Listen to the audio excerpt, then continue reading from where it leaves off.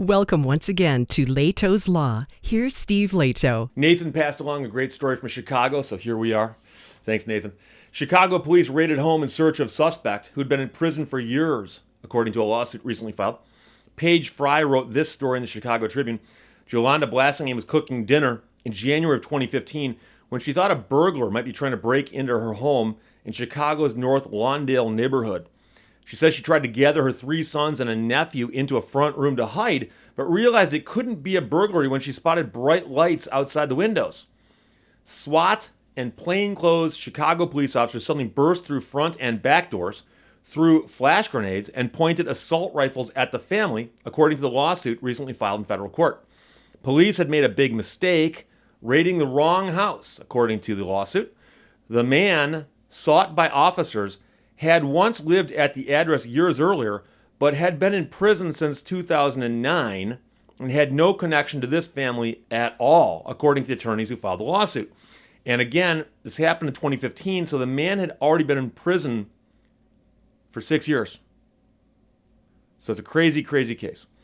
At a news conference at his law offices, the attorney said that Blassingame's sons still suffer from post-traumatic stress disorder-like symptoms and behavioral issues. The children who were aged 11, 6, and 4 at the time of the incident now have separation issues, distrust in the police, nightmares, and phobias, according to the suit. It was only in June, more than 4 years after the incident, that Blassingame said she sought out the attorney after hearing news reports of similar suits that he had brought. This marks the seventh such suit brought since last year by this attorney, who alleges a pattern of misconduct by Chicago police in its use of excessive force in cases like this. The city settled with one family last year for $2.5 million. The attorney, actually the victim here, says they need to be held accountable for what happened. They were just rude. They didn't care about the kids. They didn't care about anything. And it sounds like they didn't care about the facts. We're looking for a guy who's already in prison. It's one thing to look for somebody and go, oh, we got the wrong house. It's one thing to look for somebody and go, oh, the guy used to live here. But it's another thing to go, oh, we're looking for a guy who's been in prison. We have computers and stuff nowadays. You'd think they could at least do a quick check to say, hey, we're looking for this guy. Wouldn't something somewhere pop up, I don't know, a flag of some sort and say, hey, this guy's in prison, right? I mean, if we're doing an inventory of people, okay, not the census, but something similar to that, to figure out where people are, okay? You'd think that the police, law enforcement, the state, okay, would have the ability to go, oh, here are the people that we currently have under our direction in prison, okay? And so there should be some kind of database or something somewhere that they say, okay, we're looking for somebody. Shouldn't we check the most obvious things first to make sure we don't already have them? I mean, I wouldn't have thought this was possible. But it's kind of like the person who's walking around the house looking for the glasses and the glasses are on top of their head. But that's funny, right? You laugh and go, hey, the glasses are on top of your head. Oh, okay, silly me. I'm looking for my car keys. They're in your hand. Oh, okay, I get that. That happens. But that's not the same kind of mistake as when the SWAT teams kick down the doors and throw grenades and point guns at people. Okay? This is just crazy.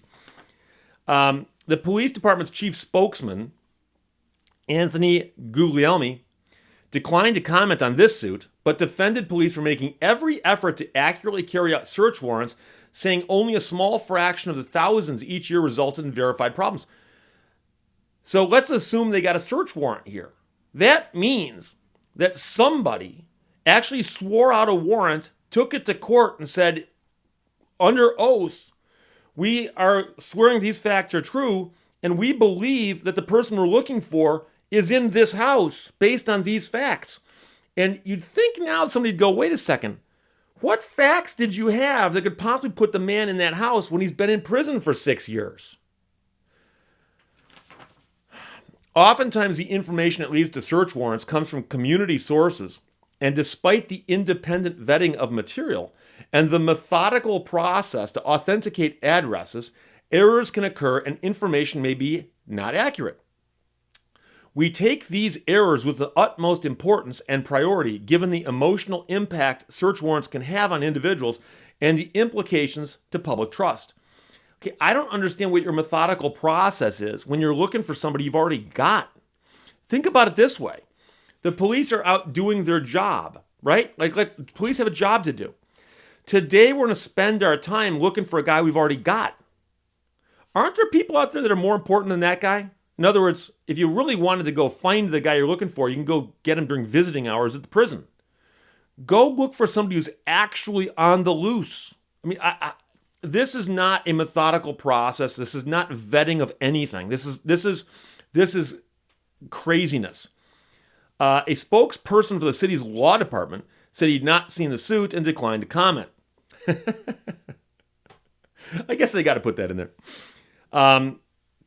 The attorney says the raid could have been prevented if officers had taken the time to search the department's criminal history database or public records to learn that the man they sought was, in fact, in prison and had not lived at this address for years. The attorney also complained that while the search warrant sought heroin, drug paraphernalia, and records about drug transactions, officers seized the resident's diamond earrings, a Silver Cross pendant on a chain, and her brother's Army-issued bulletproof vest, and never returned the property. Officers also damaged doors, electronics, and furniture in the raid without ever apologizing for the mistake or compensating the family, according to the attorney. So these are all allegations in a lawsuit. This might not all pan out to be a multi-million-dollar case, but it is newsworthy in that you have a police department, whether it's the SWAT group or the Chicago police officers, or I don't know, the SWAT might be a division of the Chicago Police Department, I don't know. But the fact that they're wasting resources, chasing criminals that are already in prison, and doing things like terrorizing families by kicking down doors, throwing flash grenades, and pointing guns at children. Don't get me wrong. If there'd been a criminal in that domicile who was actually the subject of that warrant, this might be 100% appropriate. But the fact that the guy's been in prison for 6 years shows a level of incompetence that should be dragged out into the bright light of a courtroom and shown to a jury to put a dollar value on. So there you go, my friends. Chicago police raided a home in search of suspect, but he had been in prison for years, according to the lawsuit. Thank you, Nathan. Questions or comments, put them below. Otherwise, I will talk to you later. Bye-bye. Thanks for watching Lehto's Law.